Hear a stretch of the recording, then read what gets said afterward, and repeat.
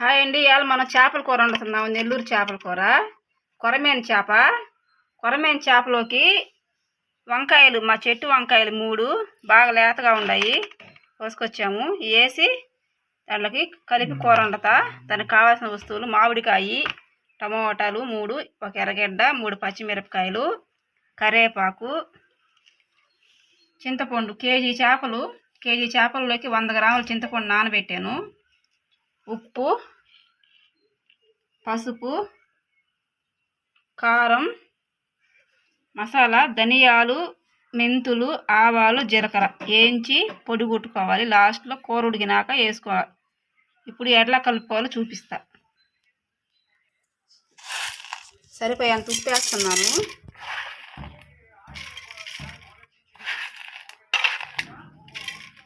ఉప్పు వేసాను. తర్వాత సరిపోయేంత పసుపు, తర్వాత కారం. ఇది మసాలా కారము. మసాలా కారం అంటే ఆవాలు, జీలకర్ర, మెంతులు, ధనియాలు వేసి ఆడిచ్చాము. చేపల కూరలకు బాగుంటుంది కారము.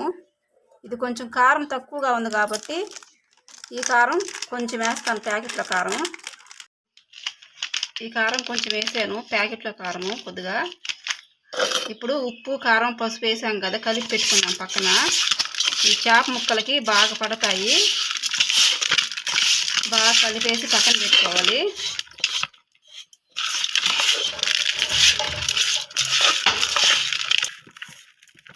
చూడండి, బాగా ఇట్లా కలిపేసుకోవాలి. ముక్కలకు బాగా ఉప్పు, పసుపు, కారం బాగా పట్టాలి.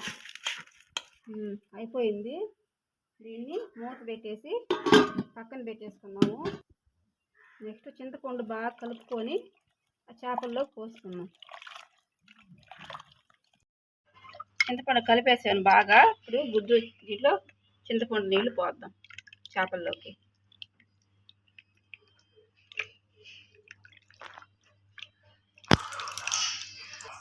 చింతపండు పోసేసాను. ఒకసారి కలిపి పోసాను. రెండోసారి నీళ్ళు పోసి మళ్ళీ కలిపి పోద్దాము.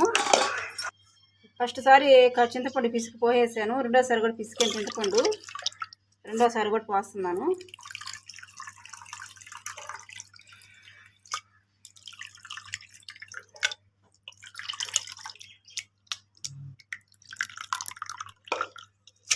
ఒకసారి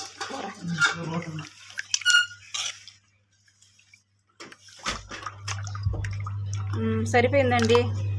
ఇంకొంచెం నీళ్ళు వేసుకుంటే సరిపోద్ది మనకు ఉడికేటప్పటికి.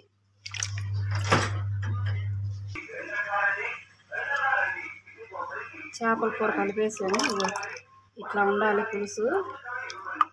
ఇంకా నీళ్ళు ఇంక వేయొద్దు, సరిపోతుంది. తర్వాత కూరగాయలు కట్ చేద్దాం. వంకాయ, మామిడికాయ, టమోటా ఇవన్నీ కట్ చేసి పోపు పెట్టి చూపిస్తా.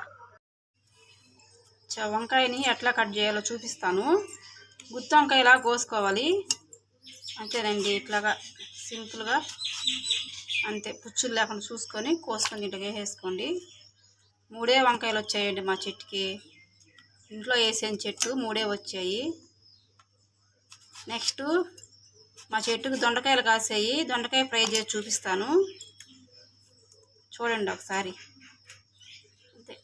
తర్వాత ఈ వంకాయలు కోసేసాను కదా, ఇప్పుడు టమోటా, ఎర్రగడ్డ కోసి పక్కన పెట్టుకున్నాం. మామిడికాయ చూడండి. ముందు మామిడికాయ నేను ఎలా కోస్తానో చూడండి.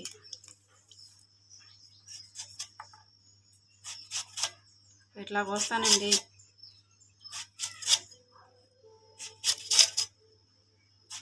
చాలామంది చక్కగా కోసేసి ముక్కలు కోస్తారు. నేను అట్లా కోయనండి, ఇట్లా కోస్తాను. చూడండి, ఇట్లా అయితే ఎక్కువ బాగా వస్తుంది, ఎక్కువ పీసులు వస్తాయి. చేపల కూరలోకి మామిడికాయ వేస్తే బాగుంటుంది. మా నెల్లూరులో అందరూ మామిడికాయ వేస్తారండి చేపల కూరలోకి. చాలామంది అల్లం పేస్ట్ వేసి వండుతారు చేపల కూర, బాగోదు అంతగా. ఇట్లా చేస్తేనే బాగుంటుంది చేపల కూర. ముక్కలు కోసేస్తాను. ఈ ముక్కలు ఇప్పుడు చేపల పులుసులు వేసేస్తున్నాను. ఈ వంకాయలు కూడా కడిగి ఈ చేపల పులుసులో వేసేసేయాలి. చేపలు వంకాయలు ఉప్పు పట్టేసి వేస్తే ఇట్ట బాగుంటుంది. కమిలి బాగుండి ఉంటాయి, కరుణు పట్టకుండా ఉంటాయి. అంతే. తర్వాత టమోటా ఎర్రగడ్డ తిరగమాతలోకి వేసుకున్నాం నూనె వేసుకొని.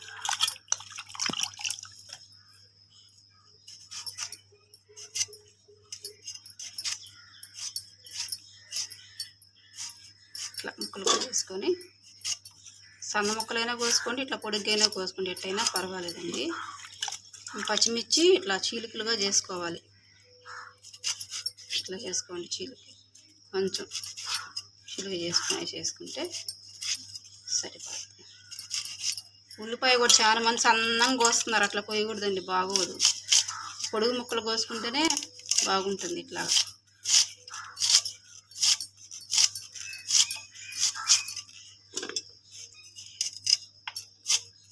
నేనైతే ఇట్లాగే కోస్తానండి, ఉల్లిపాయని పొడుగు ముక్కలుగా ఇట్లా కోసుకుంటా. ఇవన్నీ పక్కన పెట్టుకొని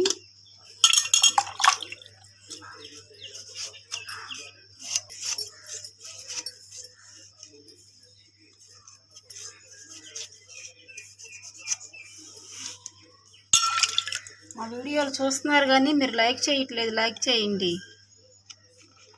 పచ్చిమిరపకాయ, టమోటా, ఉల్లిపాయ. ఇప్పుడు పొయ్యి కాడికి వెళ్ళిపోదాం పండి. చూడండి ఎంత బాగుంది కరివేపాకు మా చెట్టుకి. చేపల కూరలకి కరివేపాకు ఫ్రెష్గా కోస్తున్నానండి. ఒకరోజు మా చెట్లు అన్నీ చూపిస్తాను వీడియోలో. పూల చెట్లు, కరివేపాకు చెట్లు అన్నీ చూపిస్తాను. స్టవ్ వెలిగించామండి, పాత్ర పెట్టాను. ఎమ్ముగా ఇట్లా ఇంత మాత్రం పాత్ర, 1 కేజీ చేపలకి ఇంత కొంచెం ఎమ్ముగా ఉండే గిన్నె పెట్టుకోవాలి. ఆయిల్గా దబర హీట్ ఎక్కింది, ఆయిల్ వేద్దాము. కొంచెం చేపల కూరలోకి ఎక్కువగానే పడుతుంది నూనె. ఒక 100 గ్రాముల దాకా వేసానండి ఆయిల్. కొంచెం ఎక్కువగానే వేస్తాను నేను చేపల కూరలోకి. మీరు కూడా చేపల కూరలోకి తప్పనిసరి ఆయిల్ ఎక్కువ వేసుకోండి, బాగుంటుంది. ఆయిల్ హీట్ ఎక్కింది. ఆవాలు, జీలకర్ర, మెంతులు. నెక్స్ట్ వచ్చేసి ఉల్లిపాయ.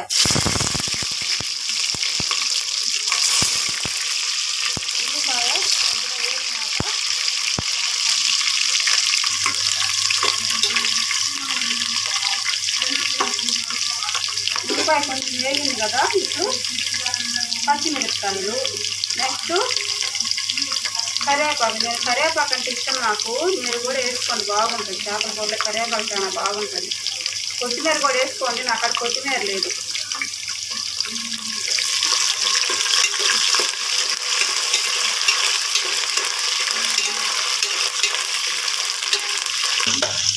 ఈ మాత్రం ఉల్లిపాయ వేగిపోయిందండి, చాలు అట్లా చాలు. తర్వాత టమోటాలు వేస్తున్నాను.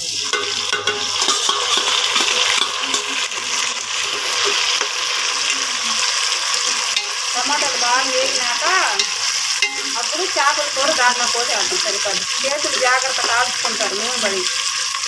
నిదానంగా చేసుకోండి, జాగ్రత్తగా. టమాటాలు వేగిపో ఉంటాయి, చేస్తాం. టమాటాలు బాగా మగ్గిపోయినాయండి. ఇప్పుడు చేపల పులుసు కలిపి పెట్టుకున్నాము.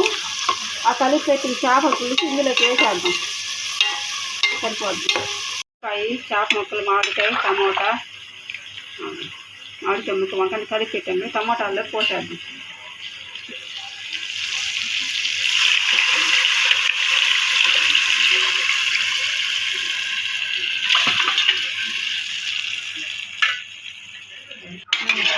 కొంచెం దీంట్లో కొంచెం నీళ్ళు వాటర్ వేసుకొని తిప్పి పోసేద్దాం. కొంచెం ఆ మాత్రం కాదండి.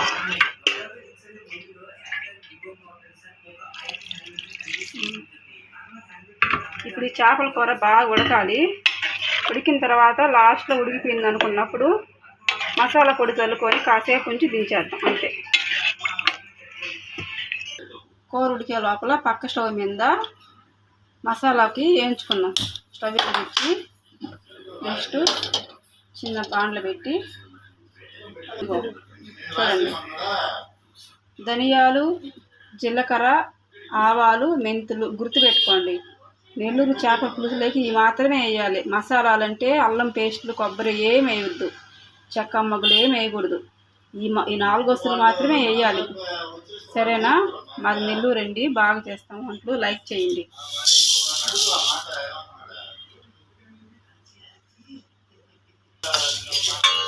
చిన్న మంట పెట్టి వేయించుకుందాం బాగా ఎర్రగా వచ్చే వరకు.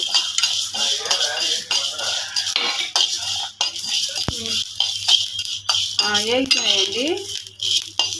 ఇవి చల్లారినాక రోట్లో వేసుకొని మెత్తగా పొడి కొట్టి పక్కన పెట్టుకుందాం. లాస్ట్లో వేద్దాం చేపల పులుసులోకి. రోలు కలపదాం, పెంచదాం. చల్లారిపోయినాయండి మసాలావి. ఇప్పుడు రోలు శుభ్రంగా తుడుచుకుందాం ఇసుక లేకుండా. ఇప్పుడు వేసి ఇంకా మెత్తగా పొడి కొట్టేద్దాం.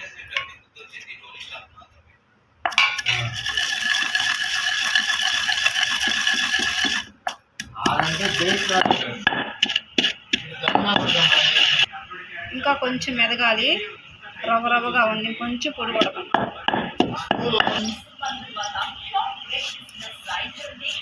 మెదిగిపోయింది, తీసేస్తున్నాను పొడి. కూర ఉడికిందా చూద్దాం పండి.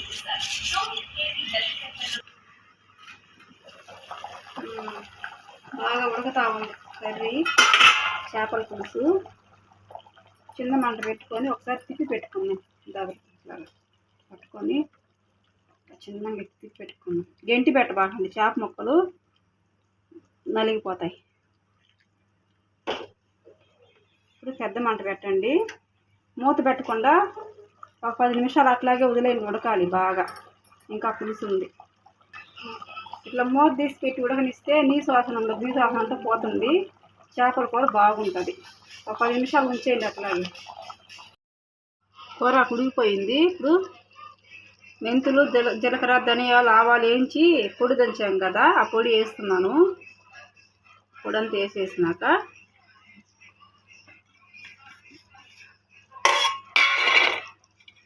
ఇప్పుడు ఇట్లా పట్టుకొని క్లాత్తో చిన్నగా ఇట్లా తిప్పాలి, గెంటి పెట్టకూడదు. బాగా ఉడికిపోయింది కూర. ఇంకా ఇట్లా బాగా కలిపేసినాక చిన్న మంట మీద ఉంచేసి మూత పెట్టేద్దాం. మూత పెట్టి ఒక 5 నిమిషాలు, అంత కూడా అవసరం, కొంచెం సేపే ఉంచి స్టవ్ ఆపేసి ఇంకేసుకొని తిందాం. అయిపోయింది కూర. మసాలా పొడి వేసాం కదా, సరిపోయింది. ఇంకొకసారి తిప్పదాం, తిప్పి ఆపేద్దాం. బాగా వచ్చిందండి కర్రీ, సూపర్గా ఉంది. చూస్తుంటేనే తినాలనిపిస్తుంది. ఇంకా స్టవ్ ఆపేస్తున్నాము. కొత్తిమీర ఉంటే వేసుకోండి, నా కాడ కొత్తిమీర లేదు, వేయలేదు.